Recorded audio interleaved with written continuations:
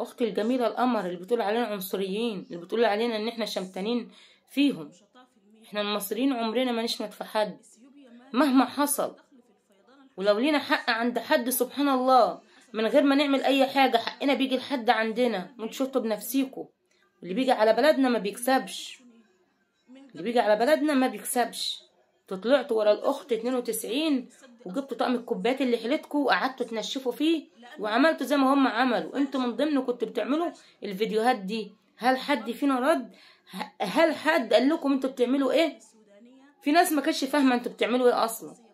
تمام؟ فمن حفر حفرة لأخيه وقع فيه، واللهم اضرب الظالمين بالظالمين واخرجنا من بين ايديهم امنين. قولوا امين.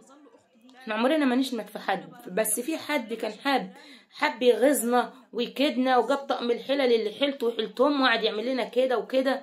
احنا ما بنتغصش، احنا بنغيظ وبنكيد وبنفرس وبنجيب السكر وبنجيب الضغط. بصوا كل حاجه هتلاقوها عندنا احنا نعملها في الناس، بس احنا عمره ما هيتعلم علينا.